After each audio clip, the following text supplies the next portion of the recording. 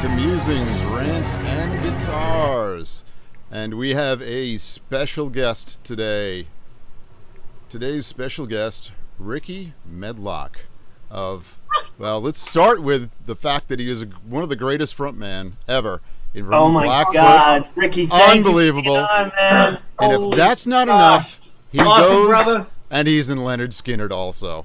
Yeah. Like, what else can you say, man? Top that off. No, thank you, my guys. God. Listen, that's a great compliment, and I appreciate it. I've spent my whole life in this business, and when I get guys like yourself and people giving me that kind of compliment, it really touches my heart really deeply, and I appreciate it. Thank you. Wow. I know, man, you've done stuff that has really touched us too. So, well, as you can see, I am surrounded by a couple of my lovely ladies. Pretty ladies. Yeah. So, like I said, when my better half is not with me, and these are who I sleep with, and she trusts these lovely ladies. See, this is the only ladies I could sleep with. That makes sense. Or she would just have my nuts. You know what I mean? Yeah, absolutely. Yeah, absolutely, man. But yeah, man. So what do you have there? Huh? So what do you have there?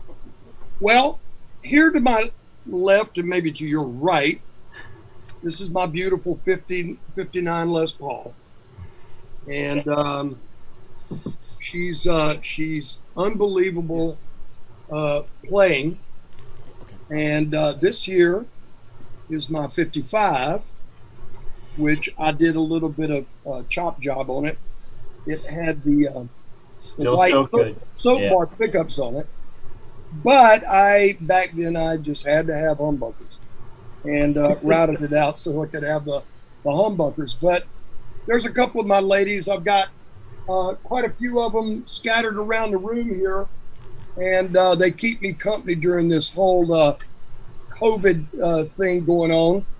And what's really interesting, we had gone out and played a couple of shows on March the 7th and 8th, as the virus was really starting to affect the country. And Right. we made a conscious decision to go ahead and go out and play some gigs. And so we went and we played on the 7th and the 8th as it was breaking out. Well, with that being said, we were due to play Fresno, California and Reno, Nevada the following weekend. And I was going to leave and fly back to Mississippi, where Stacy and mine Lake House is. She's from Memphis. She's a soul singer, soul rocker. And I was going to go back there, but all of a sudden the shutdown came. I got stuck down here. She's up there with the dogs and the monkey. And, all of a sudden I've been here for 5.5 months in the house listening to my own voice echo around this house. And it's been pretty interesting at times. We're glad we called. It's been pretty interesting at times, and Absolutely. But hey, you know what, man? I got the guitars to keep me company. I play. I've been writing some ideas down for some new songs, and going out and fishing a lot because I love to fish. I'm a guy that's into conservation, and I love being on the water, as a Florida boy should.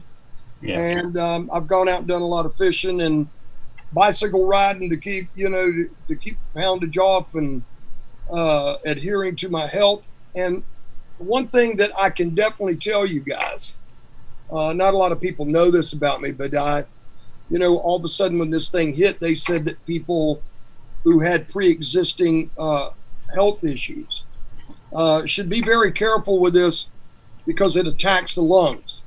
Well, I only have one lung, and I have a respiratory illness called bronchiectasis, which I've had all my life. And so I have to be very adherent to that.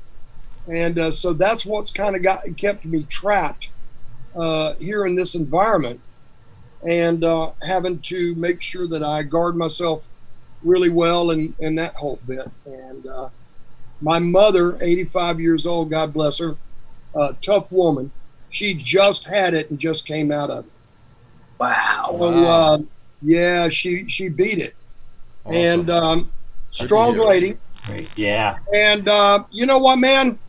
But I've been writing, I've been playing, and kind of, you know what, man? I kind of settled into something that's pretty weird. Myself, you know, thank God for FaceTime, because my gal and I, man, we live on FaceTime. Right. And we've kind of got our own little method down to where we get on FaceTime. We just set the phone down where we can see each other. It's kind of like, well, there she is, you know, and there he is. And, we kind of visit that way and talk like we would be if we were together. The only thing is there's no touchy-feely, and that's bad. They have to work on that. They gotta fix that, because that's upsetting us all. Absolutely. So, But you know what, guys? Thank you for having me today. Yes. we are extremely honored. I really It's an honor. appreciate this, man. It's like when I knew I was going to come on with some musicians, I was like, yeah, man, let's get it on. So I'm yours. Yeah. So we're all in the same spot where we can't really do much. You know, obviously we're not, you know, performing live. I mean, we've all done some recording, you know, and Right. you know, Sure. like everybody seems to have done the Zoom recording thing too, or the, you know, some type Sure. of video. You know, my own band itself did it. But how have you been keeping busy? Well, you know, I got to tell you, the one thing that, like I was saying, that I do is that I have a couple of studios here in town in Fort Myers. I got a cutting room across town, and really, you know, a good control room and cutting rooms and stuff like that. And I've been going over there and visiting with that place, and making sure that, you know, I still know how to operate everything and keep myself in the ballgame. Yeah. But here I have as you can see, I have my mix room, so that when I'm doing projects or whatever, I can get in here with the Pro Tools stuff and, you know, pull everything up and jam out to myself, create tracks, you know, do some recording. Because I know that at some point, Gary, Johnny, and myself are going to get back together, probably go through ideas, go through things that we feel that we can create, because, you know, even though we were doing what was called Last of the Street Survivors Farewell Tour. Yeah. I will clarify that if I can, because what we meant by that back in 2017, we had been out for a long time, a good while. And Gary, you know, everybody kind of knew that in the last 15 or so years, Gary had succumbed to a lot of different health issues with his heart. And you know what, man, it just wasn't in the cards for him to be able to carry on doing like we were doing 75, 80 shows a year. And that's a lot of shows when you're, you know, when you're playing gigs and you're going to hotels, in and out of hotels and in and out of the bus and, you know, doing whatever you did. That was a lot on the guy. You know what I'm saying? So we were on the bus, and it came up that, and I know that Johnny and I had talked about it, and we had kind of spoken to Gary about it, and maybe thought it was time to do a farewell tour to doing massive, massive touring where we weren't doing 75, 80 shows a year. And it was kicked around, and we thought it was time. And so we implemented it. The management did. Now, it did not mean that we were just going to, you know, that we were going to stop playing altogether. Okay. What it meant was the farewell to long, 80 show tours. This year would have marked the last of that. But now, that we've had this whole thing happen, we got some serious ground to make up. And, but what we are going to do is that, Gary, Johnny, and I have expressed our interest in bringing out a lot of songs that we have written in the years that I've been back with the guys, which is 25 years I've been back with them. New guy. And yeah, the new guy. New old guy. Yeah, new old guy. 25, I'm the new guy. But we thought about bringing out some of the songs that we've created, and we actually went in the studio, and we had a song that we had written together, actually called "Last of the Street Survivors." Ooh. And we went in the studio, and Gary, Johnny, and myself formed a little production team called Three Southern Gents. And we cut the gentleman out of it because I don't think we quite take the whole word. So little stretch. I think we qualify as gents, but gentlemen, I don't know. But anyway, we went in the studio and we produced a side to see if we could do that. And man, it come out so good. I was so proud of it. Yeah. And so we want to do it again. We want to go in the studio, take the band in the studio, and come out with maybe a whole brand new record. We don't know yet because we don't know the future right now, of course, but that's what we'd like to be able to do. So, you know what, man? I've been busy at home, getting ideas together, whether it be for Lynyrd Skynyrd or for myself or for whoever. And I've enjoyed that. For a while, though, I don't know. You guys might think this sounds strange, and if it does, well, whatever. And we'll go with it. Yeah, that's okay. You know what, guys? For a while, I've got guitars sitting all over the house. I mean, in every room in this house. Yeah. And I would walk by one and just look at it. And Not for a strange. while, I was kind of angry at the guitars for some weird reason. Like I've been stopped from picking you up. Right. Did you do that, or did I do that, or did somebody else do that? Who did that? Who goes there? You know what I mean? Yeah. Yeah. And for a while, I went through this period being angry at music. And I wanted to lash out to somebody, but there was nobody to lash out to, And finally, one day, I was listening to some old kind of Delta blues kind of stuff, and it was almost like my old man was in my ear. And my old man was going, "Hey, man, get over your shit, man, and get back to it," Right. And I walked over and picked up my old 57 Special. And I picked it up and I plugged it in, come out here and plugged it in. And I just started playing again, and I've been back to it. So I think my old man, had been walking around me going, "Enough of this bullshit, bro. Get back to what you love to do." You know what I mean? Yeah. And so there we go. Wow. Ricky, we're all dealing with this a little differently, right, man? It's at times like mourning and pain and separation anxiety. We're covering a lot of pain here with this thing too. People are financially, you're seeing people who you love struggling on a lot of levels. People, and I'll bring this to even people with addiction have no resources right now too. They're trapped. There's no meetings or anything for that. Right. There's a lot. People. You can't do face to face. Even talk to a counselor or anything. So same thing. Like somebody came to you, right? Whatever angel watches over you and said, "You know what? Enough. It's time for you to do your thing, right? Yeah, I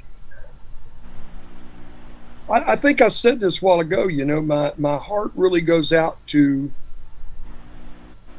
a lot of different people in this country and around the world. The world Are in such dire trouble. Yeah. That this thing has really just crippled them.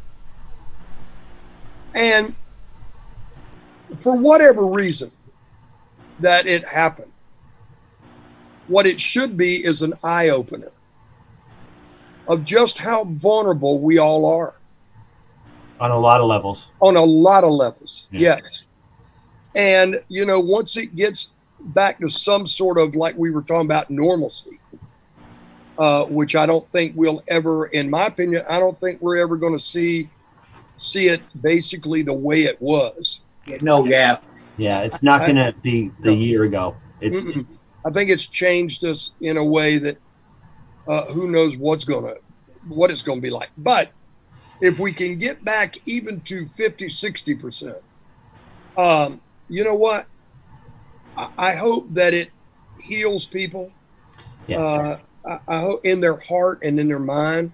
Yeah. I really do, because man, it just, I look at it of what it's done to the music industry. And maybe people looked at all of us guys in the music industry and went, you know, who cares about them guys, because they play music for a living, you know, their industry is less important. Well, hold on. Really? Because you got people in this world that depend on live music to keep their sanity. That's one. And their happiness. Yeah. And to keep going through life when things get bad. I tell you something, my granddaddy Shorty, he told me years ago when the Great Depression happened. He said when the Great Depression happened, everybody was just down and out. And he goes, Ricky, all of us in bands and musicians, we made the biggest living and more money than we ever thought we'd ever make, because people were starved for entertainment. Yeah. And right now, people are starved for entertainment. Oh, yes.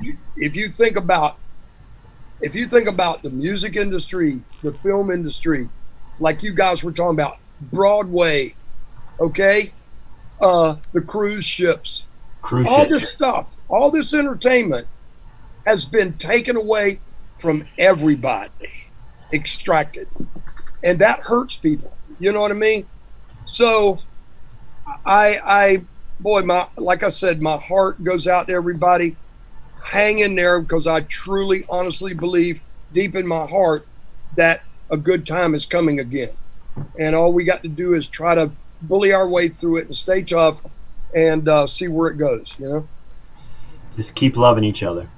Ricky, I wanted to ask you, they're saying that the concert industry, supposedly in the fall of 2021, will start cropping up again. Is there a plan for the band? Have you guys have a plan on touring, or has anything been mentioned, or is there an idea of what you and the band will be doing? Well, you know what? I've heard bits and pieces, and Johnny, Gary, and I talk, you know, a couple of times a week. And management, you know, sends out messages. As soon as they get, you know, information, they send it to us, you know.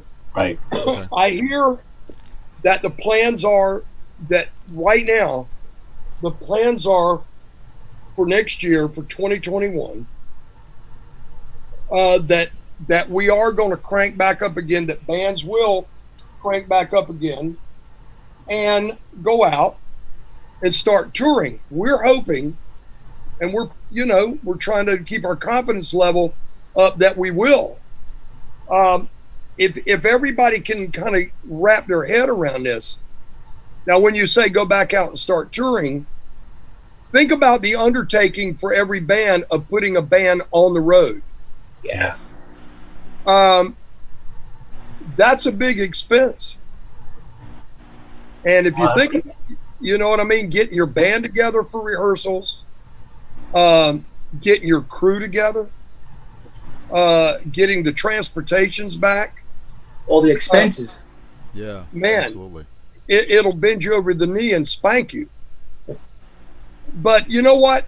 I think that I think bands will figure out a way, to do it again, to get back to it. And I don't know about anybody else, but I'm going to be the first one in line. I'll be the first one at the airport. I'm listening.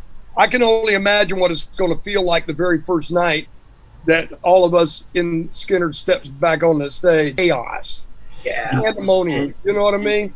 And hungry, for you and Skynyrd. I mean, you're gonna get like rabid. I just look at it and I go, is that really me? Health issues as a kid. I wasn't supposed to live to see my 14th birthday, Showed them. And so, doctor, I got you. So what happened was I'm so thankful. I was blessed and so fortunate to have grandparents that they wanted a son. They wanted another son. And my grandmother at the time, she couldn't have any more children, so they adopted me. And immediately, my granddaddy, once I could wrap my hands around, and I still have it. I should have, knowing that I was going to be on the show, I should have broke it out and showed it to you. Oh, yeah. But I still have my original miniature 5-string banjo that my granddaddy taught me how to play when I was that age. And what happened is that he was in and out of Nashville a lot with country stars and other bands. And then he had his own band. But what he did do, in Jacksonville, there was a country music show that originated out of Jacksonville called the Toby Dowdy Show. And it went all over the Southeast. Well, my daddy was one of the steady players when he was in town on the show, and people loved his banjo playing, and he would sing, and with Toby's band, and so forth and so on. And so we worked a song up, he and I did, when I was little. And he went to Toby, and he said, Toby, my grandson and I have worked up a song. And he's 3 years old now. And I would like to get you to let him come on with me and do the song. And Toby thought about it and said, you know what? That might be a pretty interesting thing for you and your grandson to come on here and do a song together. Yeah. A 5-string banjo and a miniature 5-string banjo, grandpa and grandson, So we did it. And the letters that came into the TV station was just overwhelming. And people just from all over the Southeast, Florida, Georgia, the Carolinas, Alabama, Tennessee, And I remained on the show with him for 5 years. No. Wow. I got, and what's cool is, here's one of the really cool things. Now, as a kid, growing up, you're watching TV and, you get to see, your Western heroes, Roy Rogers and, and the Lone Ranger, and you watch Lassie and you watch all this stuff, right? Yeah. Well, Toby ended up having all these special guests come on his show. And I got to meet one time, one Saturday on his show. Who does he bring in? Roy Rogers. Oh, my God. With Trigger. Whoa. No shit. Now, here I am, a young boy, Oh, yeah. and I wanted to sit on Trigger. Right. Right. Oh, yeah. Roy Rogers wouldn't let me sit on him. Really? I went, in my young mind, I'm like, really, dude? Right. So he can get a thank you. You Yeah. ain't gonna let me sit on that big ass horse? What's wrong with you? Yeah. Then, lo and behold, One Saturday, who does he have? He has the original Lassie come on. And I got to sit and pet Lassie, and Oh my! and Lassie licked me all in my face, and I got kisses from Lassie, you know? The original Lassie, Wow. you know? Wow. Yeah, man, it was pretty awesome. That's So for a then, kid. Oh my God! here comes the pièce de résistance. May we? I didn't realize until my daddy, that day, he kept it from me. But all of a sudden, we're on our way to the TV station. And he looks over at me, he goes, "Hey, boy." I went, "Yeah, Dad." He goes, "Guess who's going to be on the show tonight?" And I went, "Who?" He goes, "Your favorite." And I went, "You're kidding." The Lone Ranger. Oh, Clayton yeah. Clayton Moore Clayton Moore. with Silver. Dude, I was just like, you know, flipping. Well, sure enough, man, you know, we get to the TV station, and out back here's this horse trailer, man. I mean, a badass horse trailer. And the horse wasn't in there, and Silver wasn't. And we go in there, and there is Clayton Moore standing in front of me.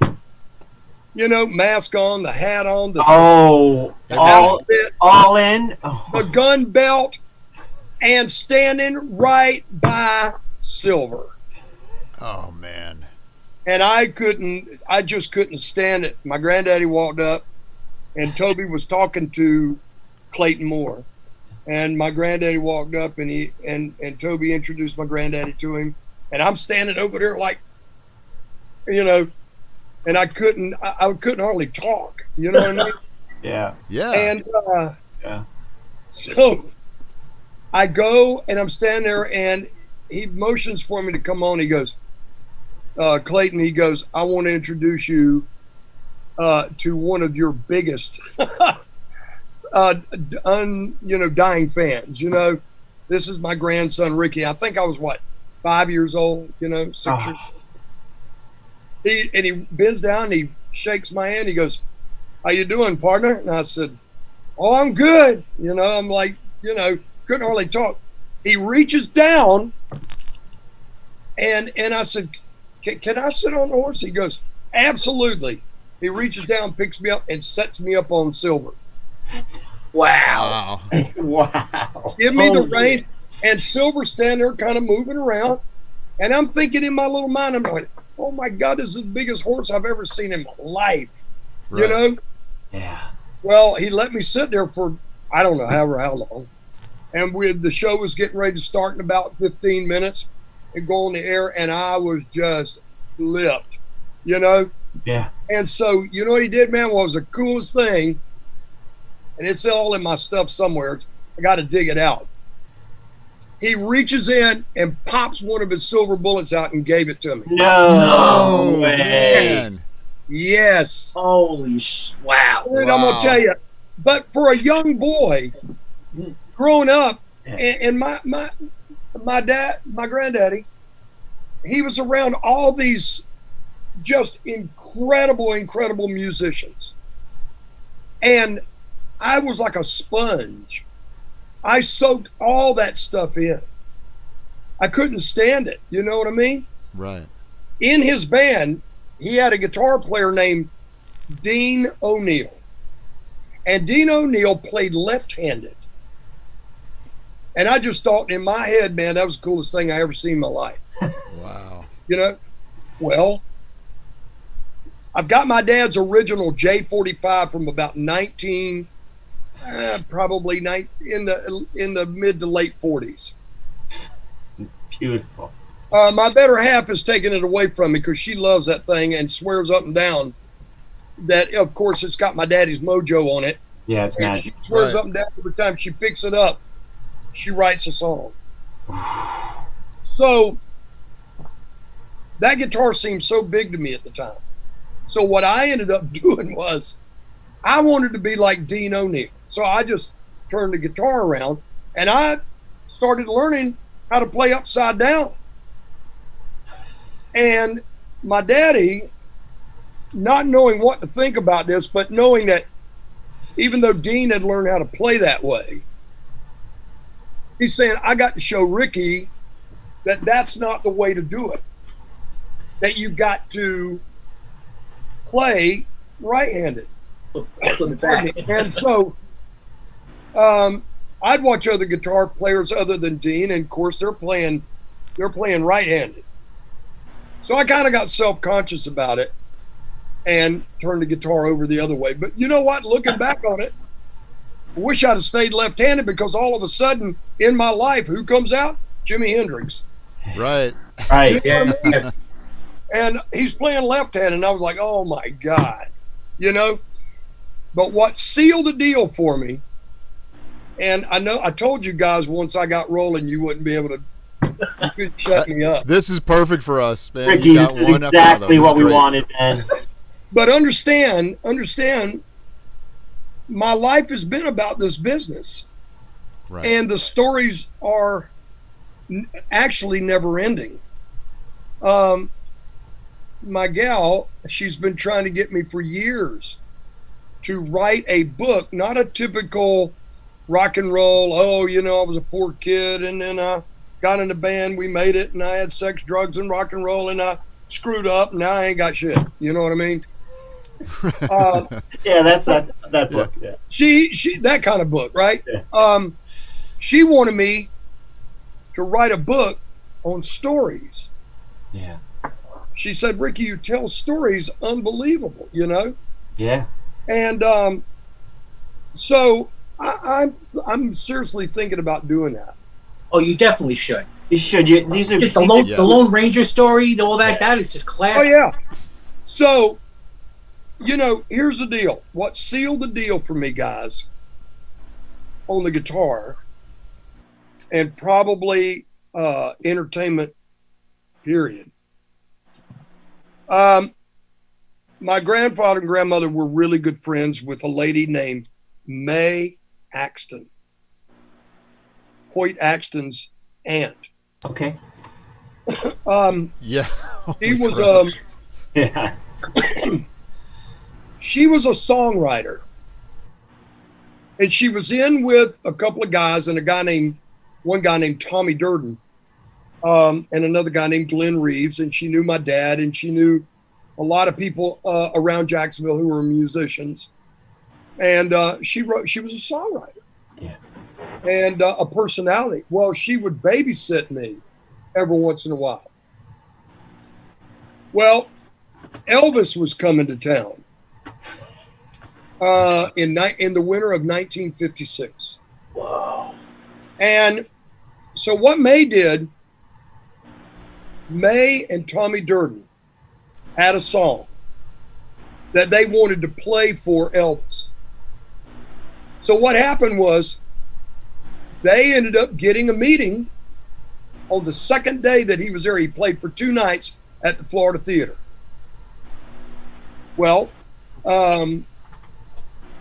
she ended up getting a meeting with Elvis to play him this song that Tommy Durden, and Glenn Reeves had written. They got in to see Elvis, and they played him the song. And, you know, of course, they wanted him to do the tune. And Elvis said, the only way that I'll do the song is if I can have 50% ridership. So they did it. They gave him 50% of the song. Lo and behold, name of the tune, Heartbreak Hotel. So what happened is that Elvis gave May tickets to the Florida Theater to see the show. Well, May couldn't go. So she gave 3 of the tickets to my dad. Right before I'm 6 years old, and right not to 2 months before my 7th birthday, I'm sitting in the Florida Theater, and out comes the king. and Scotty Moore. Yeah. The drummer, the bass player, and here comes the king. This mofo, man, was dripping with coolness. Oh yeah. I mean, this guy had on black pants and black and white shoes, black shirt undone with a gold lame jacket on, and he had that guitar, and he was strutting his stuff, and the girls are absolutely going batshit crazy, right? Right. Yeah. Now, I'm 6 years old and I'm watching all this. Oh yeah. And I go, damn, I want some of this. Hey, sign me up. You know what I mean? And so when we left the show that night, we get in the car. My daddy had a 54 Chevrolet, 3 in the tree, as they called it. Yeah. And for all you people out there don't know what 3 in the tree is, it's a gear shift. You're in first, second, third, 3 in the tree. So we're on our way home, and I'm in between my mom and my dad. And my dad looks over at me, and he says, son, what did you think of that tonight? And I went, that's what I want to do. I want to do that. And I never looked back. That's all I ever wanted to do. And I worked at it, and I worked at it, and I worked at it. And lo and behold, wouldn't you know it, Skynyrd, about what now, 6-7 years ago, we recorded 2 nights. We recreated the Pronounce record and the Nothing Fancy record. We filmed it in the Florida Theater. Wow. And I remember that first afternoon. I went out into the Florida Theater and sat pretty well in the middle on the 3rd row of where I had sat as a 6-year-old kid. Yeah. And it was like I could hear it in my head. You know what I mean? Yeah. And I never looked back. I never once thought in my life that I was ever going to do anything else. I knew that's what I was going to do. All I ever wanted to do was play music. And here's the deal. Understand, guys, I didn't get into music to be a rock star. I got into music because I love the art. And I got into music because I love the art of music. My granddaddy told me, he said, when he first came and saw me singing and playing guitar on stage with Foot back in 78, 79, we were touring. We brought him out at the Coliseum for him to blow the harmonica on Train. Yeah. In Jacksonville. And I remember after the show that night, my daddy standing there, and my mom gave me a hug. And she said, I'm just so proud of you, Don. And my daddy looked at me and he said, you want me to tell you something, boy? I said, yeah, Pop, what is it? He goes, when you came out of your mama, God gave you an extra special kiss. And you should be thankful for that. And I've always remembered that, And I've never looked back. I mean, I've made some, as we all do, guys. I mean, I've made some bad decisions in my life, but I've made some good decisions. And the one great decision that I've made is to never, ever let go of what you really are. And that's it. Wow, fantastic, man. Wow. So we're dumbfounded here. Yeah. I mean, you've really got your shit together, man. Well, you know what, man? It's so cool. Yeah, we just like to hang out and talk, and you just really that was touching too. I mean, oh my God. Wow. Great philosophy. Yeah, I don't mean to leave too much space there in dead air, but and he just I made me think for a minute. wait a minute, I'm doing this all wrong. Yeah. You if you really want to know, I give all the credit. I really do. I give all the credit to my folks. They sacrificed a lot for me to be able to do what I did and to play music.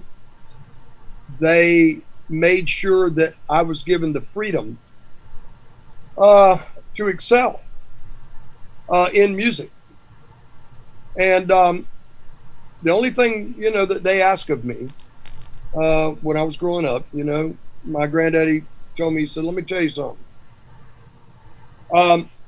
You can play all that music that you want to play. But he goes, the only thing I ask you is you to finish school. I want you to finish school and then, play all the music you want to play. And I told him, okay, Dad, I agree. I'll do that, And I made really good grades in school. Got into trouble, like every school kid does. Right. Partly because I was native and I didn't like being called Featherhead, Oh, wow. And hey, it happens. Red skin, Featherhead, whatever. Yeah, so you faced that too. God almighty, man. Well, hey, look. You know what, man? Kids all through teenage, they're cruel. Kids are cruel. Yeah, we know. I mean, man, I was cruel. I know I was. We talked about it in Skynyrd, how many fights, that we always got in. Maybe that's why my damn hands hurt so bad nowadays. Right. But my parents let me go, and which leads me to a really interesting story. Okay. About what happened right before I was to graduate school. Excuse me. We're at the dining room table, and I'm just about to turn 18 years old, and going to graduate in 1968 from high school. And we get to the dinner table, and if you understood, my ma was a very prim and proper Southern woman. My granddaddy Shorty, he was hard edge, rough house, hard nosed. He had these little stubby arms that looked like Popeye, and on the end of it felt like a mule's hoof kicking you. And I felt that a couple of times, believe me, and it didn't feel good. But it taught me to be a man real quick. Well, we're at the dinner table, and I sit down, at the dinner table, and my ma, she says the blessing and everything, and so we're sitting there and we're starting to eat and everything, and I look over and my ma puts her fork and her knife down. I'm thinking, well, that's odd, So she goes, son, have you given any thought to next year about when you graduate school, about maybe furthering your education in college here in town, junior college, maybe a couple of years. So in case the music thing doesn't work out, you've got something to fall back on. And about that time, I hear clang, my dad putting his fork down or whatever. My mom put hers down softly, not him. Boom. And he looks up at my ma and he goes, Juanita, have you looked at him a lot lately? Have you taken a real good look at him?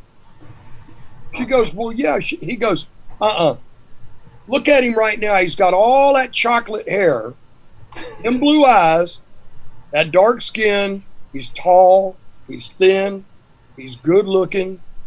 And we got so many girls calling this house all the time asking for him. Do you really think he's going to go to school to become a lawyer or a doctor or an accountant? He goes, hell no.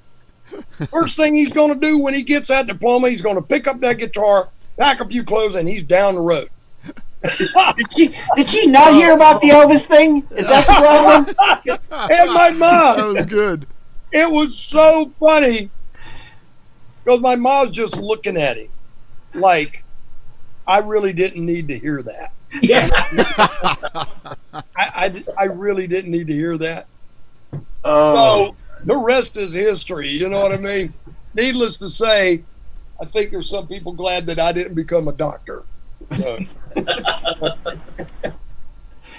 Oh, that's so great, man. That is fantastic. Hey, so drummer for Skynyrd. Like you originally started out being, you know, an original member, like in like 72, 73 or something, but you were a drummer. 71. 71.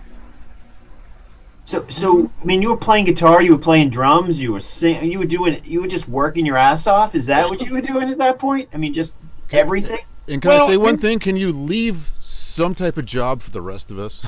Yeah. You know? Yeah. Well, here's the thing, guys. And still looking good. That's really irritating. Yeah. Thank you. Well, 70 years has been pretty good to me, I think, you know. Absolutely. I think my biological father was a damn good-looking man, you know. Or as my biological mother would say, he was a good-looking bastard, you know. But it's been said of us. Just the bastard part. But, yeah, absolutely. It's interesting. Started playing banjo when I was 3. Took up playing guitar when I was 5. Started playing drums when I was 8. I fell into drumming because my dad, you know, in his bands, he had a drummer. He had a drummer in the band, and in his band, and his name was Charlie Satterwhite. Charlie Satterwhite was a cool dude, had platinum blonde hair, butch haircut, and, you know, these baby blue eyes, and boy, the girls loved him, you know. Plus, he had a 1950 Ford lowrider. And that was the coolest thing I ever thought in the world, you know. Yeah. I want to play drums, drive a car like that, so the girls love me, you know. So I took up playing drums. Well, Charlie left, and when I was about, 10 years old, 11 years old, I think, I was playing drums in my daddy's bands. And I can't even tell you now how long I actually stayed playing drums, but it was a pretty good while, you know, because he, you know, ended up getting another drummer and, you know, all that kind of good stuff. And then when they would leave, I'd play drums for him again. I would go back to playing drums for him. Well, what's interesting is when Blackfoot got together. Blackfoot was formed out of 2 bands. The band that I was in and Greg and Charlie, we had a band together with a keyboard player by the name of Ronnie Chebarassi. And we, at the time, this was during the you know, the 60s, late 60s. We were into a band called Spirit. Yeah. Yeah. No, And, yeah, I love that band. Great Randy band. California. And Yeah. those Great guys. frontman. Another yeah. great frontman. So what happened was we got together a band and we called it Fresh Garbage after the song. Now, a band called Fresh Garbage would go over great nowadays, you know? Yeah, nowadays. Well, then Jack and a keyboard player that we would have, they had a good Jack and DeWitt Gibbs, and this keyboard and this guitar player, they had a group called Tangerine. Well, we would all play the same clubs, even Skynyrd, when they were called 1%. We played the same clubs around town, teen clubs and Bottle Club and, you know, the Comic Book Club and Woodstock Youth Center and Good Shepherd, all these places, you know. So one day, we're at a music store Paulus Music in Jacksonville. And Greg, Charlie, and I said, you know what, man? Why don't we talk to Jack and DeWitt and see about merging both the bands together? Well, we talked to Jack and DeWitt, and they thought it was a good idea. Yeah, let's do something different now, you know? So we merged. We got rid of our keyboard player, and they got rid of their guitar player. And when we first started out, I was just being a stand-up singer. I was a front man standing up with just a microphone and a microphone stand. Really? Yes, absolutely. And, you know, for back then, you know, it was really cool because you had your Robert Plants and your, you know, you had your Deep Purple. And this was before Ian Gillan. Okay. This is with the other guy, you know. Yeah. I think his name was what, Rod Evans or something like that. Yeah. Hush. The Husher. Yep. Stuff. Oh, listen. Yeah. I love that Absolutely. band. You know. Yeah, that was a great. Yeah, absolutely. So I was just a stand-up front man up front, and I was enjoying it. Yeah. You know what I mean? And so that's what got me into into being a front guy. Well, lo and behold, we were playing at a club in Gainesville, Florida called Dubs. And a gal came in on her vacation in New York, there in the city. And she was from Gainesville. And she came into Dubs. And she heard us. She worked for a subsidiary label of Columbia. It was called Bell Records. Yeah. Okay. And she wanted us to come to the city and stay at her flat and develop and record a record for Bell Records that she could get us signed and the whole bit. Well, now here I am. I'm 19 years old, and Jack is 18, and Greg is 18. DeWitt, I think, was my age. Here we are, young teenagers, right before our, you know. And we loaded up our van with a trailer. Greg had a 1968 Charger that I wish I had. Yeah, too. Because those things are worth a big dollar. Big bucks. So off we went. And I remember leaving my mom and dad, and my mom just cried, you know. My daddy said, boy, you're going to one of the biggest cities in the world. And he goes, I hope everything goes well. Well, we get there. Well, the girl that, and I won't say no names or anything, but the girl that invited us up there, the woman, invited us up there. She lived in the East Village. We moved onto number 13 St. Mark's Place. Oh, Jesus. Between 2nd and 3rd. Right. 2 blocks down from the Fillmore East. Yeah. 3 doors down from the Electric Circus. I mean, we were in the midst of it in 1969. Wow. I mean, we saw anybody who was anybody. We went to the Fillmore. We saw bands. We started playing in New York, out on Long Island.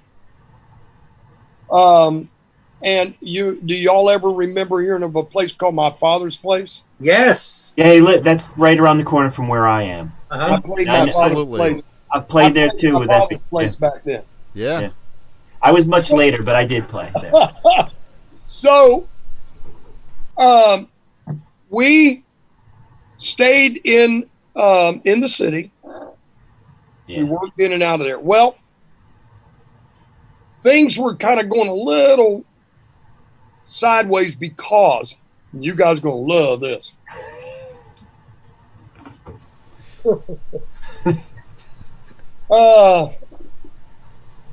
We were offered a record, a demo, and the demo was Knock 3 Times. Knock 3 times. Yes. Tony Orlando. Yes, bring it. Here's the deal. Nancy brought us this song. And I'm sitting there listening to this demo. And I'm looking around at the band going, are you freaking kidding me? This is what we came all the way up here and starved for Knock 3 times? Huh? You know, I was the first one to voice my opinion saying, hell no, we ain't doing this. You know, well, they kind of got Nancy kind of got the ass at us. You know? Well, we moved out of the city out into New Jersey, Randolph Township. We moved out there. DeWitt, he couldn't take it no more, so he quit. So we were a 4-piece band. And the first job that we played as a 4-piece band was at a Chinese restaurant in Morristown, New Jersey. It's still there, probably. For an organization that was having a dinner party down in the basement and needed a band, a live band. They needed a live band, but not this live band. Right. And we struck up and we were playing, and it was freaking loud. Okay. And the one thing I can remember, the little Chinaman running up to me and the band screaming, volume too loud, volume too loud. And he said, you cut down volume or I cut you off.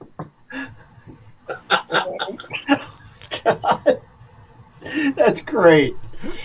Oh, So, Ricky. we kept right on going. We ain't going to turn down, you know. Right. Tell us what to do. So the deal is, we started the next song. He runs up, why am too loud? Why am too loud? You know. So he goes, I cut you off now. So he goes running back. So we reached back and turned up. You know, you know. Well, we got fired, and Okay. we got fired. We didn't get paid. The guy that was running the dinner party told us that we were the most horrendous thing he'd ever heard. And we said, well, could we at least eat, you know? So they gave us a bunch of Chinese food and kicked us out of the place. You know. Oh, thus Blackfoot born. 4-piece. Well, we were called Hammer. And then we found out there was a band in England called Hammer. Well, we had to change our name. Here's a good one for you. We changed our name to Free. Oh. Believe it or not, Wow. we changed our name to Free. And as soon as we did, we're over at some friend's house outside of Morristown. They break out a new record. They go, God, you got to hear this new record. All of a sudden, they put it on. What? Yeah. Yeah. I know where this is going. Yeah. Oh, who's this? They turned around. Free. Yeah. So we had And to you know change our what? name. We had to They change didn't- our name again. They didn't suck, so you're like, fuck. No, they didn't suck. Yeah. So, and of course, back then, man, I fell in love with Paul Rogers' voice, you know. Oh, Right. yeah. Yeah. Who couldn't? So, and I still love his voice. And Today. Yeah. I'm proud to say, after all these years, he's a great friend of mine. That's Oh, awesome. that's good. Fantastic. And so we toss around ideas, man. We're going, oh my God, man. We moved to this rock and roll hotel in Randolph Township.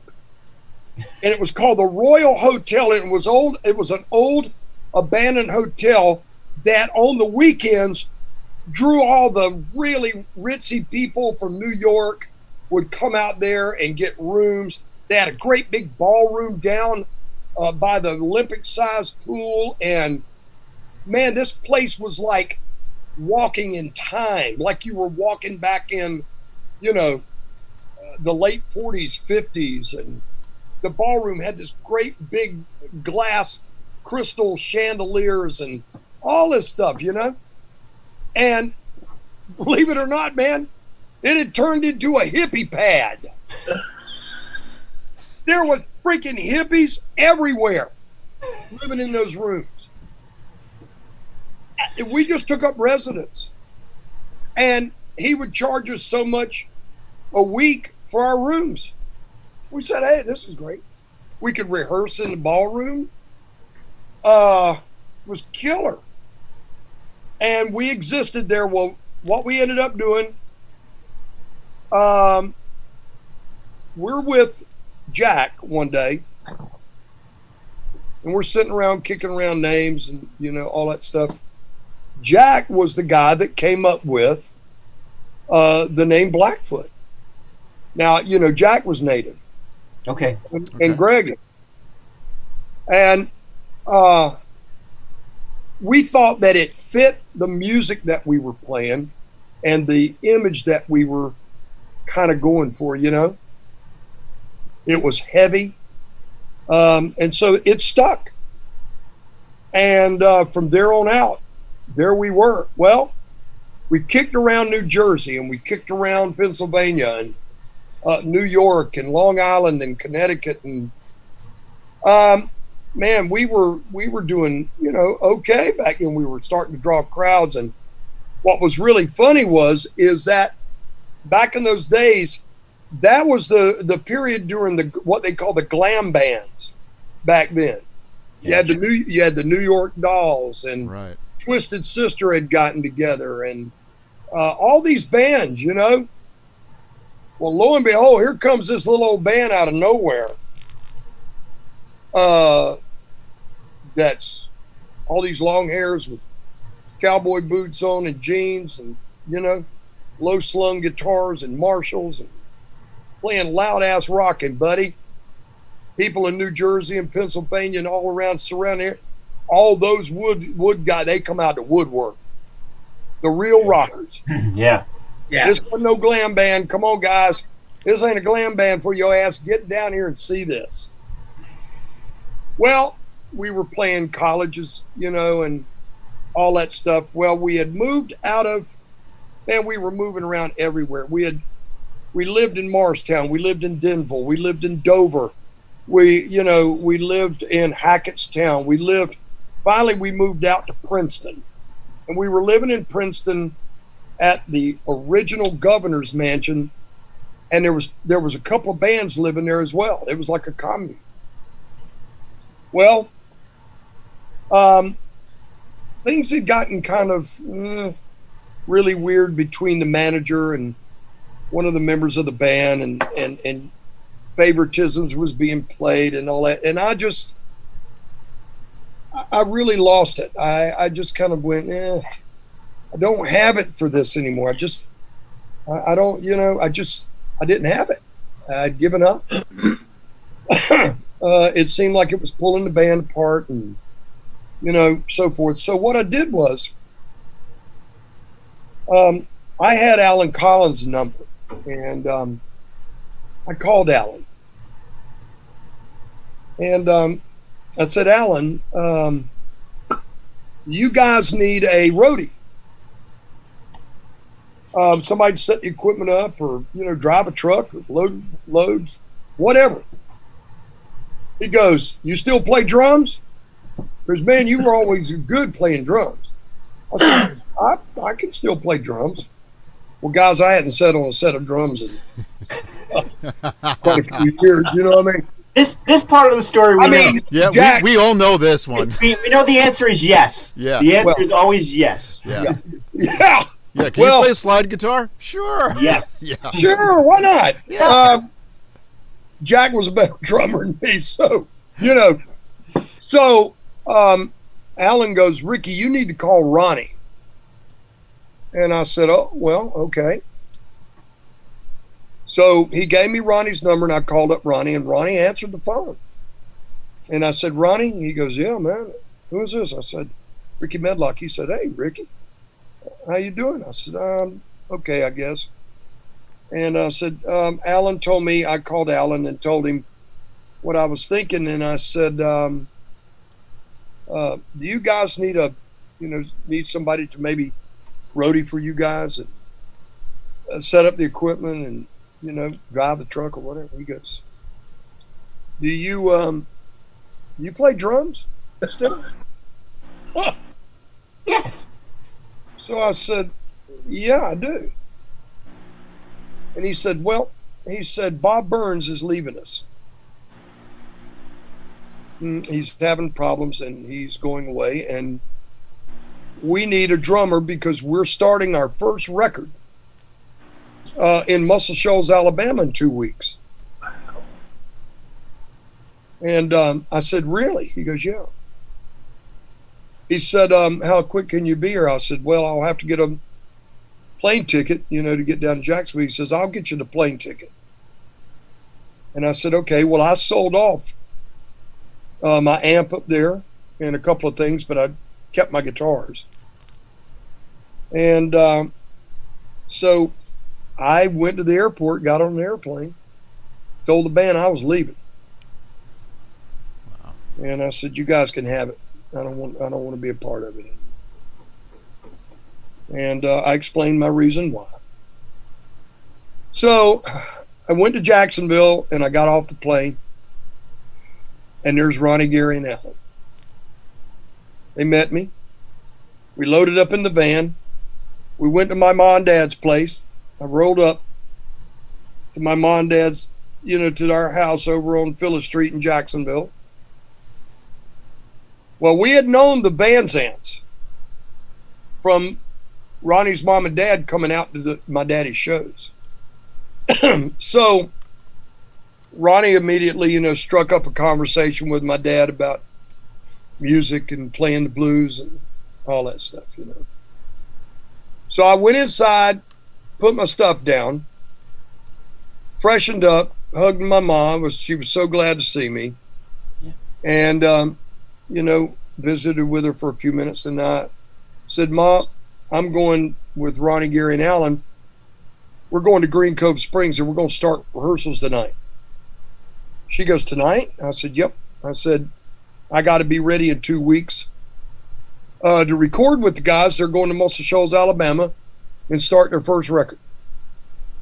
We went that night. Larry Johnstrom was the bass player. There were no keyboards in the band at the time. And it was just the five of us. And we started working on songs. They started showing me their material. Now, understand, I hadn't heard none of their songs.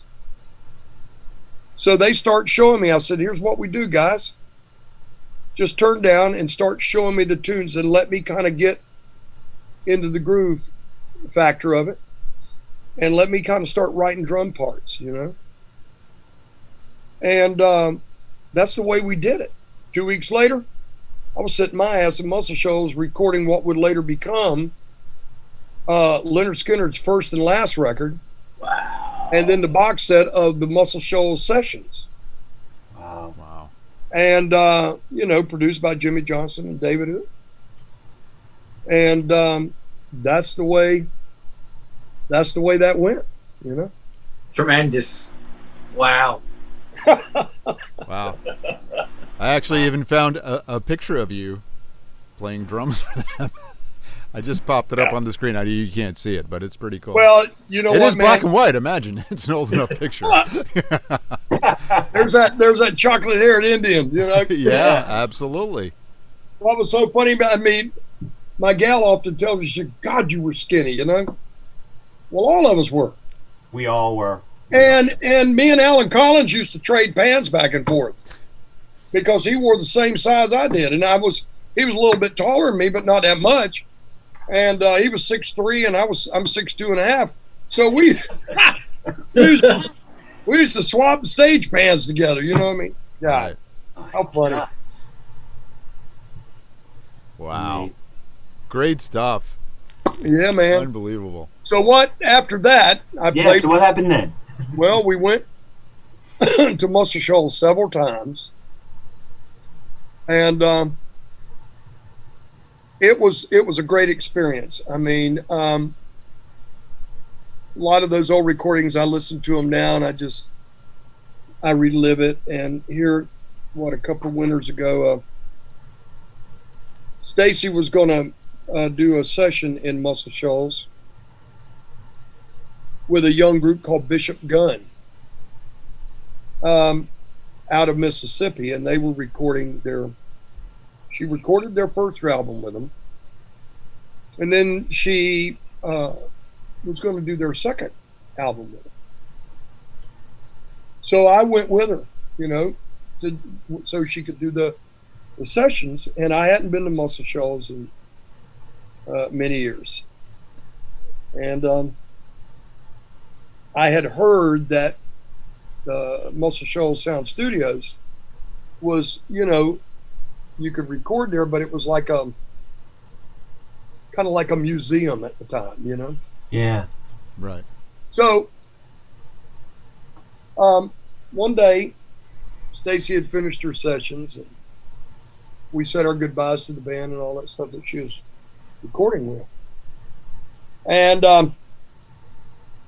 I said, let's go by Muscle Shoals Sound Studios. Yeah. She goes, okay. Well, let's rewind to 1996 after I'd gotten back with Lynyrd Skynyrd this time. We decided we were going to cut the new record. It was the 20th anniversary of Lynyrd Skynyrd. So we were going to cut it was called Lynyrd Skynyrd 20. We decided we wanted to cut in Muscle Shoals at the new Muscle Shoals Sound Studio, which is on the river, on the bluff, overlooking the Tennessee River. It wasn't the one on 3614 Jackson Highway. Right.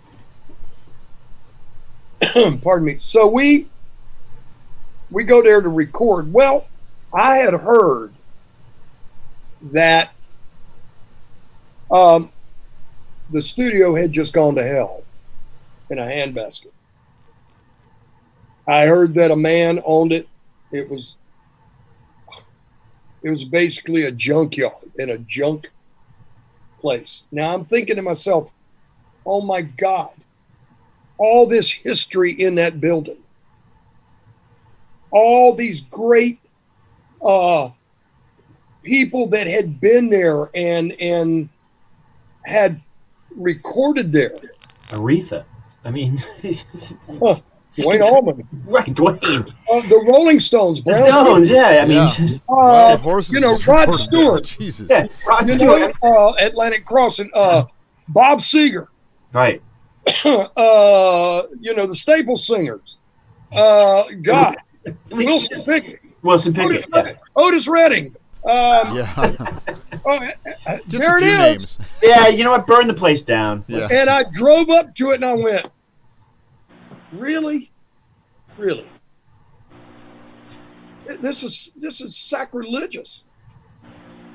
Well, I heard that the bathroom door, little bathroom door that sat out, the bathroom was out in the main part of the studio. That the bathroom door that every artist that had ever recorded there had signed. Okay? Yeah. Okay. I heard the door was still hanging there. You did. And I said, you know what? I'm taking the I'm door. going to go there and see if the old guy that owns the place will sell it to me and Gary. Pull up, and that old bastard come out of that place, and he says, "What are you doing here?" I said, I'm a member of the band Lynyrd Skynyrd, and we're over at the other Muscle Shoals Sound, and I wanted to come over and see if if by chance you still had the bathroom door in there, if you'd like to sell it. He said, hell no, I ain't selling it. He goes, that's my damn retirement. He goes, I know what that door is all about. There's been a lot of people here wanting that door, and I ain't about to give it to nobody. Okay, cracker. All right. And you never know about people, man. I mean, pulled out a piece, man, and shot me in the ass with it. Right. Yeah, right.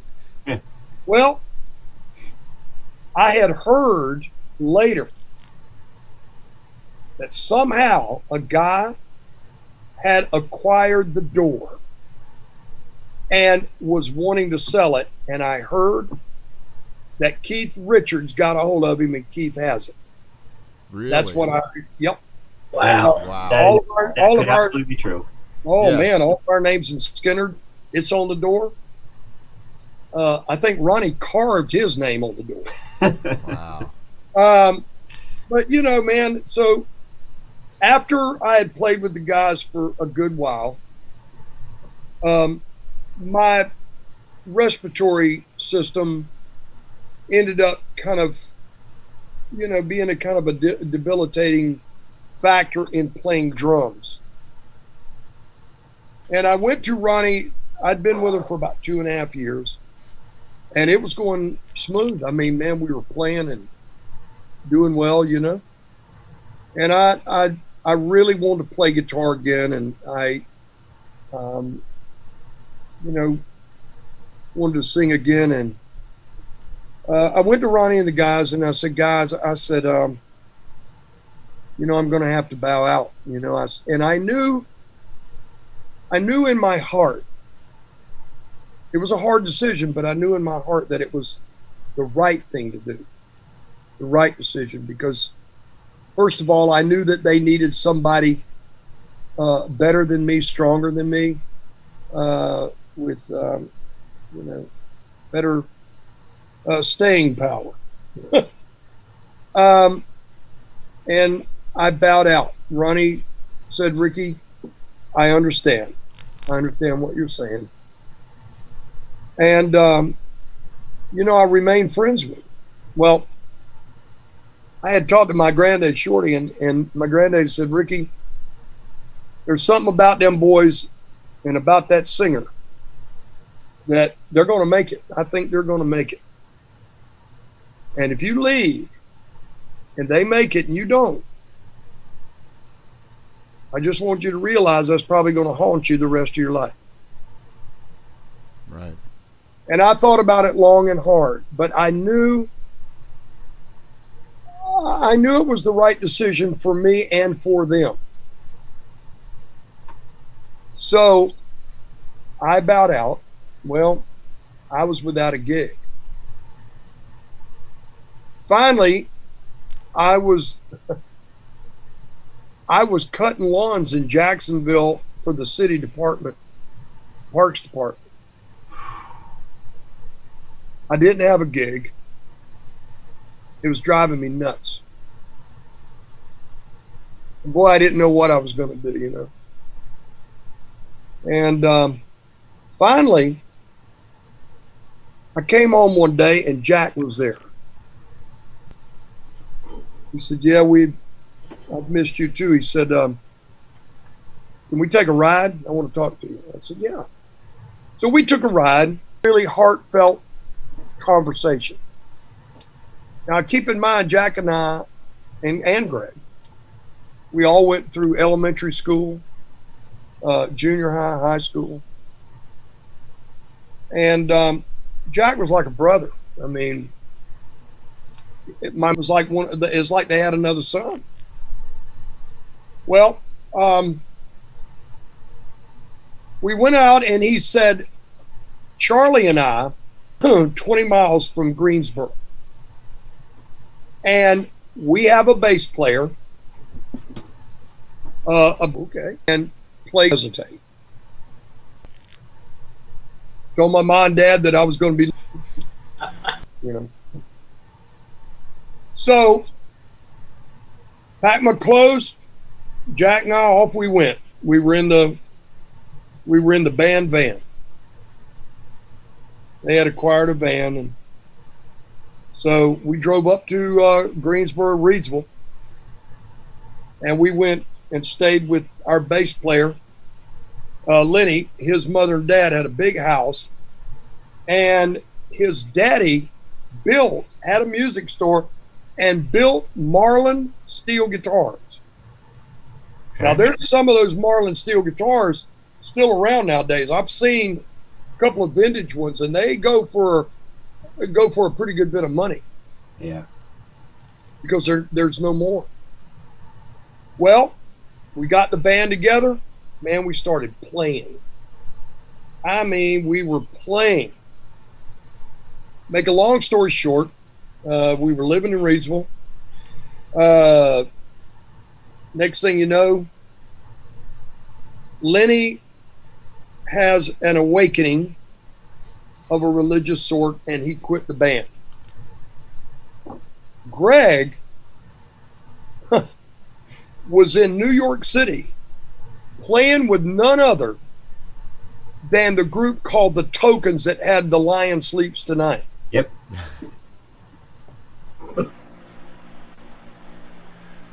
So we got a hold of him and said, this is what we're doing. You want in or you want out? I'm in. Greg comes back. Thus, there's your Blackfoot. Wow. Wow. Now, this is in right after, not too long after I had left Skynyrd and I'd been without a gig for 3 months. And we started right back up where we left off. We rehearsed at the big house, and we had it all set up, man. And we took right back up where we'd left off. In 1974, I get a hold of Jimmy Johnson that had produced Skynyrd. Told him that we had the band. He said, send me some of your demos. Sent him the demos. He said he'd like to record a record on us and get a deal. Thus came the No Reservations record. We went in that was in 1975. 76, we cut another record, Flying High. Both of those did only vinyl. They didn't do platinum or gold or concrete or anything. They did so that was it. In black plastic, yes. So, what ended up going on after that, we kicked around, man, and we were in New Jersey, and to make another long story short, believe it or not, and I got photos from it, we had a manager from up in Jersey. God rest his soul, he's passed away now, so I won't say bad about him, but it wasn't the right coupling. And we had it with managers. Before I had my manager that I got now, Al, we had gone through 8 managers. And we were sick of managers, Right. Nothing but lies and bullshit. Promises not kept. And hell, Indians know about promises not kept. Believe me. Yeah. Yeah. Every time I looked at signing the contract with a manager, it was like signing a peace treaty. You know what I mean? Yeah. So we're hurting for something to happen. We were playing, we had the 2 albums out. Our manager was booking us all throughout Texas, all throughout the Carolinas, all throughout New Jersey and New York, Pennsylvania. And we were making that circuit all the time. Well, all of a sudden, he got an offer for us to be the backing band of Ruby Starr. Ruby had sang with, of course, Black Oak, Arkansas. Right. Yeah. Yep. And had been on the record, Jim Dandy to the Rescue. Well, she had her own records out, Ruby Star and Grey Ghost. Well, she needed a backing band, and we needed work. So we agreed to be her backing band. She met us in Jacksonville, Florida. We started working on the material. We got the material together. So what would happen was Blackfoot would come out and play the first show. Okay. Now, if you can imagine this. Blackfoot would come out and play this first show, and at the end of Blackfoot, we'd come back out and I'd introduce, ladies and gentlemen, please welcome Miss Ruby Star. She would come out.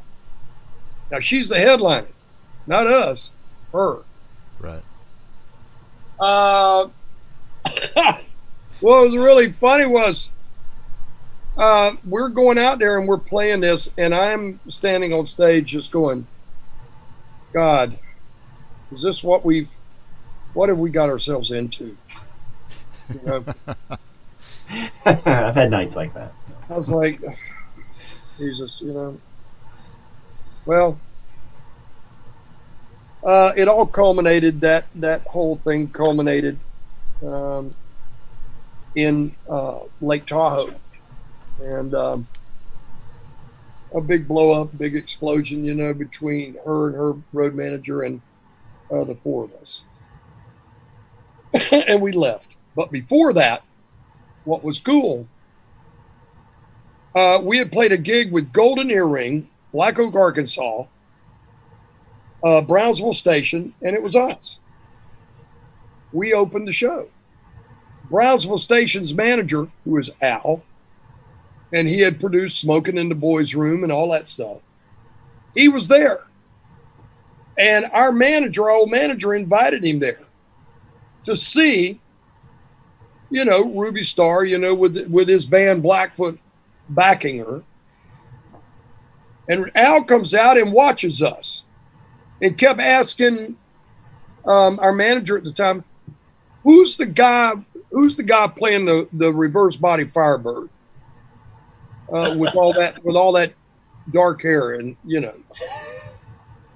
And you know, our manager goes, "Oh, that's Rickey Medlocke. He's the singer for Blackfoot. You know, when they come out and open for Ruby." And Al said, "Hell, man, they need to kick Ruby off stage. Let this guy go." You know.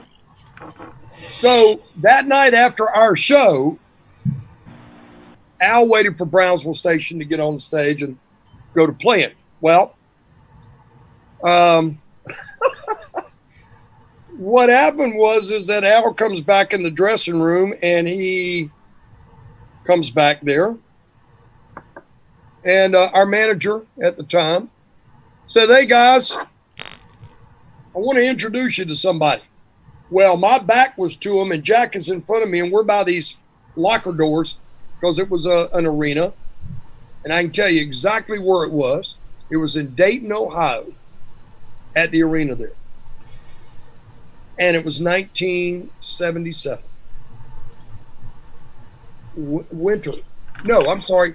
Winter of 78. Pardon me. So he goes, "I want to introduce you to this guy. He wants to meet y'all because he might want to take over as manager." And I remember turning around and looking, and I went, "Yeah, right. Him and about 100 others." Okay. You know, I said, Yeah. I looked at our manager. I said, "Get the hell out of here, man." You know? He goes, No, man, I'm serious. He goes, "At least say hello to him." And so I turned around, and Jack and I shook his hand. "Hey, how you doing?" Well, he started talking to me, and he started making great sense. I mean, no build up, no promises, no nothing. Just logical business sense. And we left that night, and and then we were off with Ruby going wherever we were going to go, only for it to culminate in Tahoe, and we quit and left her, and with hard feelings, her freaking out, screaming at us, but whatever. So I began talking to him over a period of time. And he began asking me all these questions about, we were tied up with our current manager. Yeah, well, I don't know how much. Come to find out, guys, our contract had gone up with our current manager, and Al got us for nothing. He was able to get us for free. Well, lo and behold, Al's sister, Maureen Nally, she was, along with Doug Morris, was starting to crank Atco Records back up again. Yeah. Lo and behold, we're in New Jersey again, living in New Jersey. Gosh damn. You know, once again, I'm back in Jersey. We're living in Jersey. And we had gone up there, man, and started kicking, really kicking the footlights out. We had come back to Jersey, and all those backwoods rock and rollers from everywhere in Jersey, Pennsylvania, Connecticut, Long Island, they were coming out in droves. Well, Al had Doug Morris, his sister Reen, and somebody else from Atlantic told them to go out and see the band. They're playing at a place called the Show Place in Dover, New Jersey. Dude, they got there, and the freaking line was out the door all the way around the building. Yeah. People trying to get in. Well, we got Doug and them in, and it was elbows to assholes in this place. And we came on, and we lit into it, bros. Yeah. I mean, it was the music back then, man. Charlie and I, for clubs, but we knew how to do it. We knew. Oh yeah. We had 2 Marshalls apiece. Yes. Greg had 2 SVTs. Yes. One of the heaviest freaking club bands that the good Lord ever put on earth. And we were playing heavy stuff, man. I'm talking about heavy material. Yeah. You know, we were writing heavy material. Oh yeah. And we loved heavy rock. You know what I mean? Yeah. You know, and so, you know, we played with the Good Rats every once in a while. Love those guys. Yeah, man, those were great guys, Those are our man. guys here. Those are our guys. Yeah. Yeah. Well, Doug and Reen and the other guy from Atlantic, I forget what his name is now, they stood there and people, it was pandemonium in this place, this club. People were standing on the bars and, you know, people set a glass down and somebody kicked the damn thing over and, yeah, you know, Yeah. I mean, that was Joey. Yeah, Dude. probably. Dude, I got a friend of mine. I'm still friends with him to this very day. He comes out and sees Skynyrd all the time. I love the guy. And he used to come see us all these times. He would stick his head in the bass bin. nice head full of 18-inch folded horn. Yeah. Oh my God. Well, when we finished, we're in the show, and we finished the show. And Doug and Reen and the other guy had left, and we said, oh shit, you know. They didn't even come back to say hello. I guess we run them out. Yeah. Know that thought too. That night, Doug gets back to New York City to his place at 2:30, almost 2:45 in the morning. He calls Al in Ann Arbor, Michigan, and said, Al, what do you want for the band? Al said, what do you mean? He goes, we've never seen anything like that. He said, what a rock and roll band. He goes, that singer, he said, I've never seen anything like that. You know? Well, I cut my teeth on Steve Marriott, you know, Paul Rogers, Yeah. Right. Robert Plant, Rod Stewart. I mean, great ones. You know what I'm saying? Yeah. The great ones. And before I went to join Lynyrd Skynyrd the first time in 71, I went to the Fillmore East and saw Humble Pie cut their live record. Oh. Humble Pie live. Yeah. I mean, I seen one of my heroes, Steve Marriott, fall over backwards on his back singing "I Don't Need No Doctor." You know, that was the coolest damn thing I'd ever seen in my life. You know? Right. So I cut my teeth on that. So Doug said, this guy is unbelievable. We want a record. We want a deal. There you go. We signed to Atco. And what we wanted to do was we wanted to cut a good Southern rock record, but what we wanted, our plan is that you buy the record and you love the record and you go, God, I got to see these guys, right? But then when you come to see us live, it was pin your hair back. You know? Right. We wanted to blow your hair straight back and make your ears just vibrate. And that's what we did. And in being a front man, I was just uninhibited. I mean, I had no inhibitions whatsoever. Ricky, you're a force of nature on stage watching this. Yeah. I mean, watching videos and stuff. Yeah, man. dude. Just, you know, because look, you've been in Skynyrd for 25, 26 years. You know, we have that image, right? And that, you know, we love that. But, you know, I mean, God damn it, when Train came on the radio in your car, you were breaking the windows because you had to turn that shit up. It was so amazing. And then we go back, because we're having the interview with you, we go back and start looking at some of the stuff. Dude, you were a monster. I couldn't even believe when you said I didn't have the energy to keep up with the drums. Well, the energy you have on stage is phenomenal, like a hurricane. Absolutely. Well, here's the thing. I was one of these guys that if I didn't see somebody down in front rocking out and everything, I'd tell somebody, hey, man, punch that guy in the face and wake him up. You know? Oh, yeah. I was one of, I was full tilt, you know, all the time. Yeah. And I'll tell you just how full tilt that it got to be. My poor mom and dad, boy, is so funny, man. One night we're in Colorado Springs, Colorado.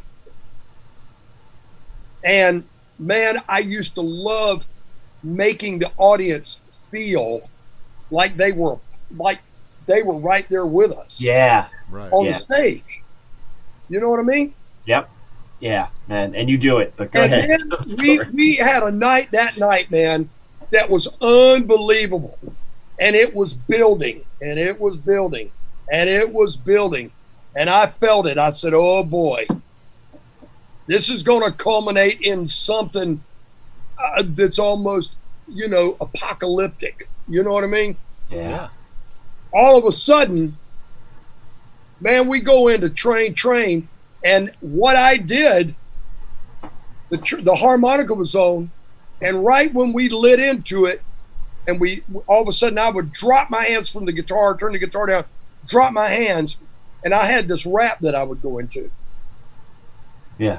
And right at the end of that rap, I would say, right when we'd go into the I would go in, let's get up, you know? Yeah.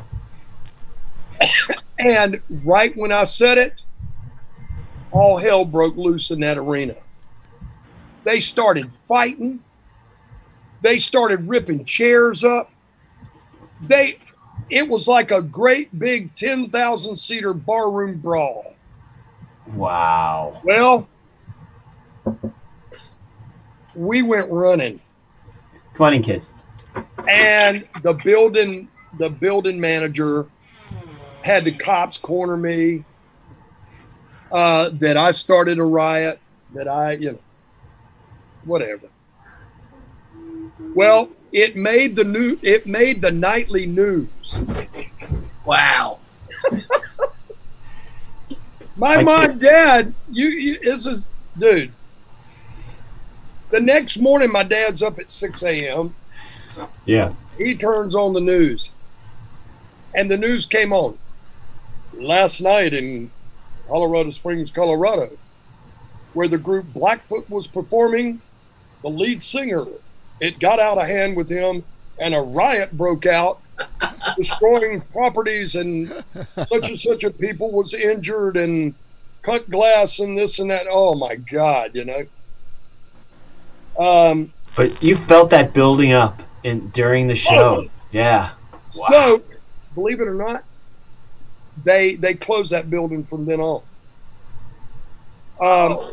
My dad, I called that morning, and my dad answers the phone, right? Yeah. Hey, Pop. He goes, uh-huh. You got something you want to tell me? Like what? He goes, uh-huh. How much money came out of your pocket for this one? I said, oh, you're talking about the riot last night? He goes, yeah. I said, Pop, no money came out of my pocket. I didn't get arrested. I said, I just was doing my thing, and they decided that they wanted to fight.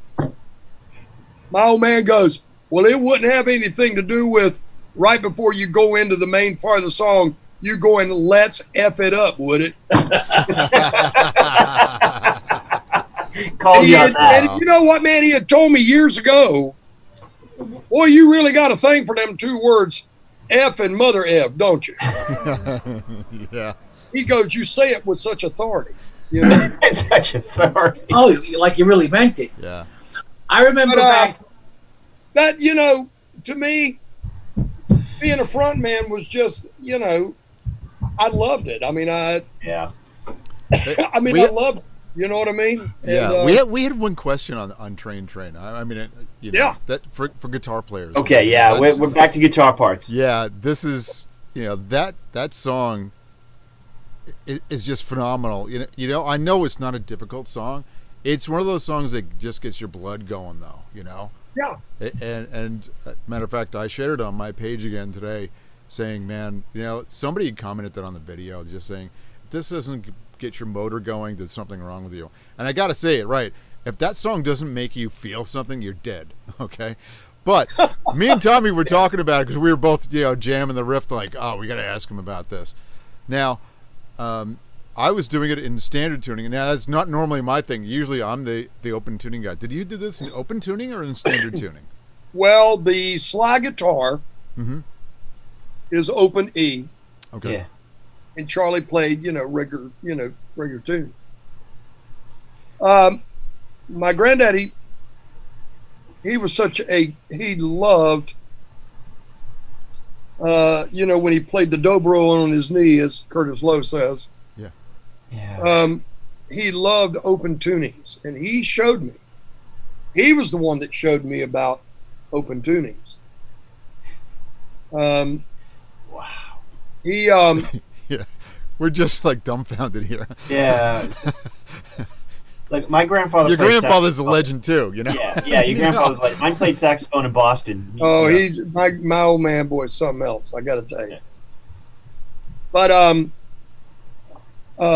I'll show you when I finish this. Yeah. I got a really cool picture that in my phone that I got a bunch of cool pictures, but I'm sure you do. Yeah. but my granddaddy, I mean, I right now to this day, I mean, there's not a day that goes by, not a day, that, you know, that I don't think about him. Right. And wish that I could sit with him one more time and play a song, you know. Yeah. But I'll tell you something. He when Train when we did it. Understand, Train was the very last song to be recorded for the Strikes record.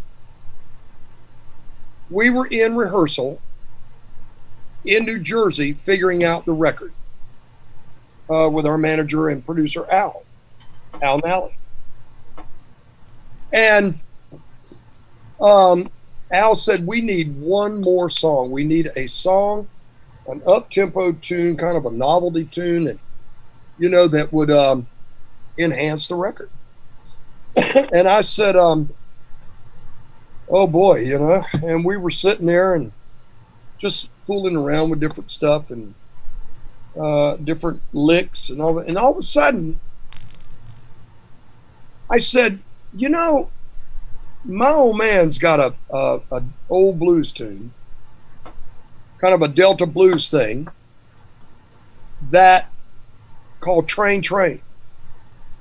And I said, I believe, I looked up at Jack. I said, Jack, you remember Train? He goes, oh, yeah. And I said, I believe that we could rearrange this tune into a rock song. And so I sat there with the guitar. Charlie was over from me, and Greg's over here, and Jack's on his drums up on the drum stand. And I started messing around with it on my Firebird.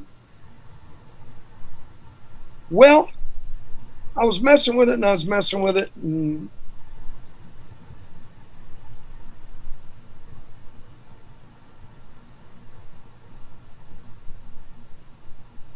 Oh no, did we lose something here? Rickey is Rickey, we lost Rickey's connection for a minute. Let's give it a minute here. okay. Maybe he'll rejoin. Hopefully. Meanwhile, we have a couple people I can do some shout outs to. Sure, yeah, let's do that. Yeah. I don't know, man. I'm holding my breath. This is yeah, this is great stuff. So Donna, his manager, who's doing his who does his PR, did catch up with us, and she was up watching us on YouTube. She just wanted to say hi, and I just want to let her know. Wow, she was really nice to get in touch with. Yeah, this was amazing. You know, thank you so much. You know, I know we're not the biggest show on YouTube, but we are probably the biggest heart because this is great.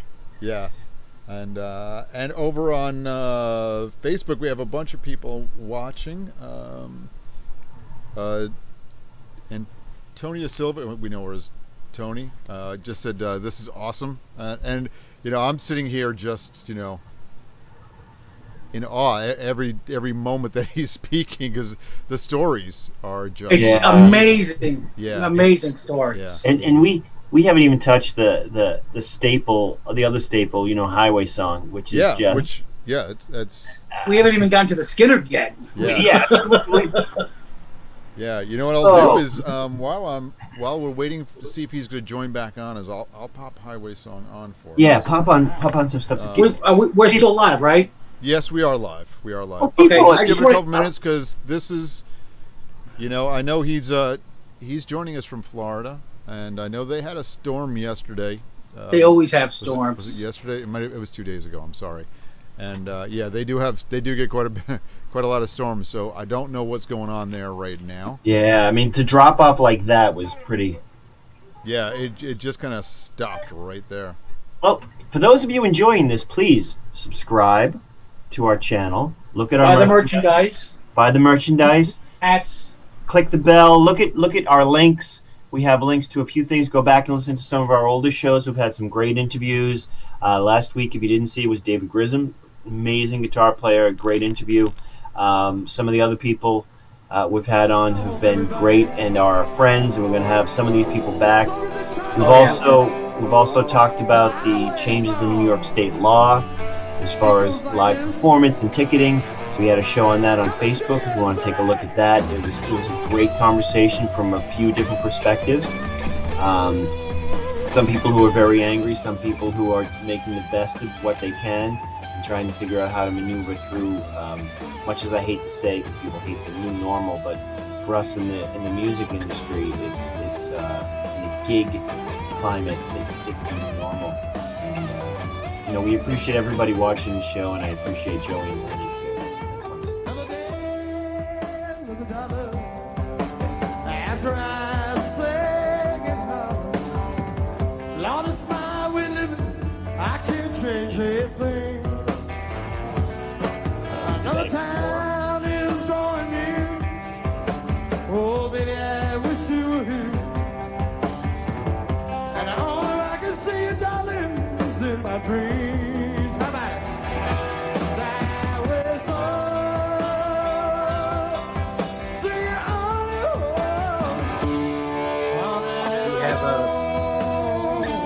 Good turnout.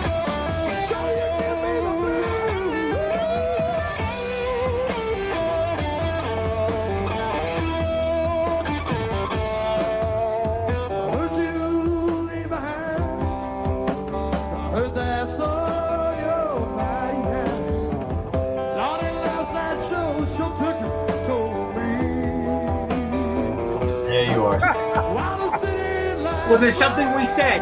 It's like, My, There we go. my computer battery ran out. Oh, Because You I weren't sure if talked there was too a- much. it was actually good.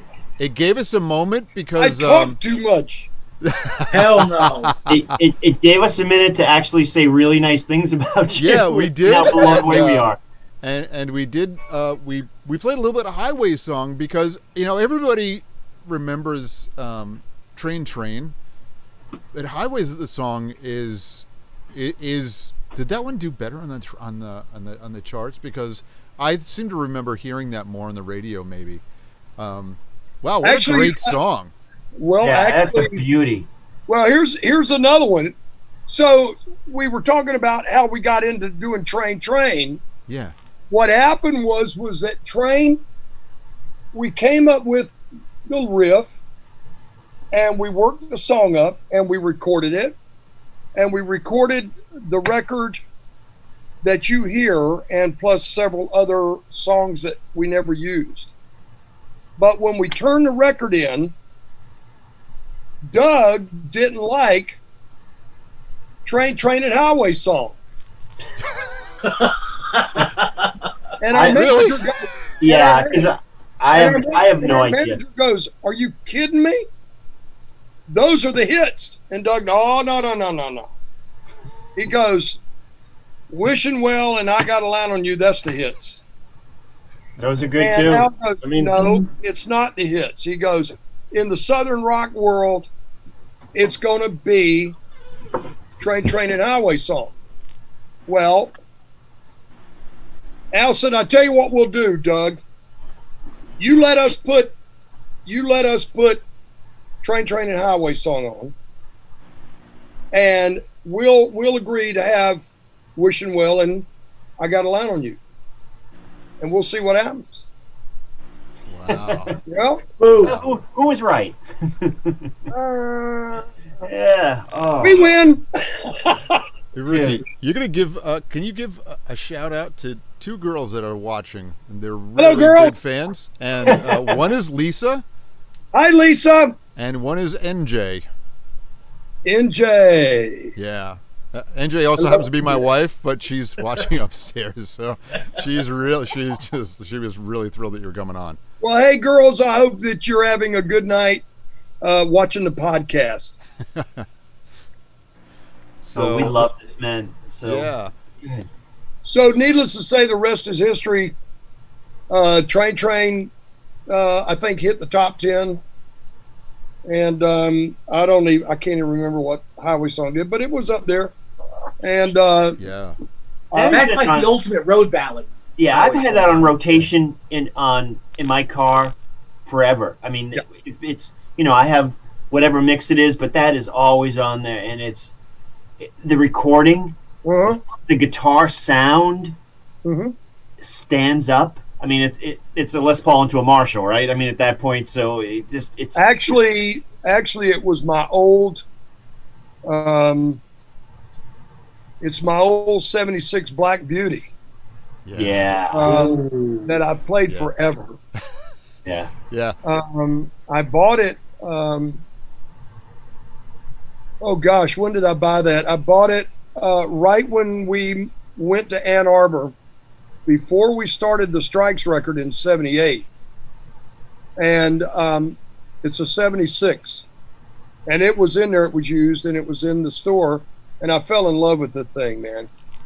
And heavy though. It's I know. I was gonna say, if it's 76, it's like a boat anchor. Yeah, I got a 72 that's 13 and a half pounds. It is on a stand now. It's not ever to be played. Dude, you got it right on. 13 and a half pounds of mahogany wood. Yeah. You know? Yeah. Yeah. That was Right. pancake body too, those years, right? Because my Oh, 77 was a God. pancake, just fucking But, heavy. But they are great. I love it. I play it. That's the thing I play every day. But man, you can't strap it on. Yeah. Well, I played that guitar so much and had it on my shoulder so much Yeah. that my God, man, you know, it was unbelievable, you know. And I love that old, but the Black Les Paul was the rhythm on Train, and my Firebird was the slide. Okay. Okay. Wow. I'm gonna listen to it for that. That's gonna be amazing. Yeah. Cool. Yeah. We are obviously, you know, the name of our channel is Musings, Rents, and Guitars, and we end up talking about gear a lot. You know, Right. I don't know if Tommy died. I had to watch your rig rundowns and stuff, you know, because that's, you know, like we're really gear geeks here. Yeah. You know, we love that shit. You know. You know, but we do start with just the blasting Marshall, and then we just from everything else, you know, is gravy on top of that. You know. Yeah. So Yeah. love Now, to hear about stuff like that. You're using Wizards now, right? Yeah, because Marshall, when we had the Great Flood in Nashville, Yeah. man, it was talk Lost a about lot. you talk about making me sick. Right. I lost Gary and we lost some beautiful guitars. I lost a 58 Les Paul. You know? My old Explorer and my Firebird sat in that water for 3 days. But fortunately, they sat with the butt in where like my Explorer, where the butt goes up. Mm-hmm. Yep. Yeah. Right at that point, that's where the water was. Yeah. Same with the Firebird. Wow. Yeah, I saw that on the rig rundown you were showing right where it was sitting. The line. Cool. Of course, it was heartbreaking too. Well, some great guys in Kentucky that own a place called RS Guitar Works. Yeah. No, Yeah. They put them back together, and they're so spot on. When I got them back, I couldn't believe it. I mean, you know, but you know, everybody's always known me for, you know, everybody has known me for that guitar right there. Yeah. Yes. Yes. Yes. You know, Absolutely. and like, for me, the Explorer has got a balance to it that it feels good to me. It feels right to me when I put it on, man. I've played one ever since the mid '70s, you know, and it's like my dearest, oldest friend, and it's an old one, and I just I love the thing, you know.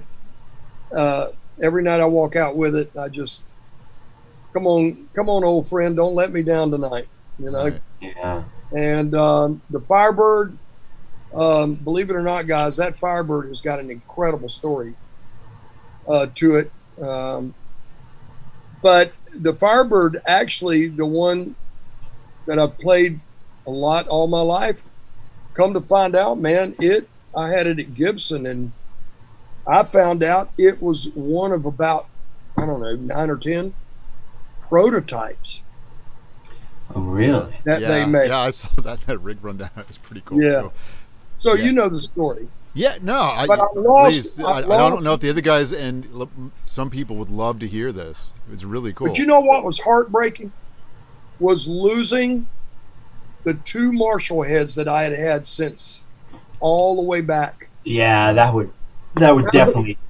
That Were was those- heartbreaking. Yeah. Were those the ones that were modified to go 180 watts? You got it. Wow. I So didn't when hear. you were, when them you were damn playing in kids- Blackfoot, I saw you at the Palladium opening for UFO in 1980.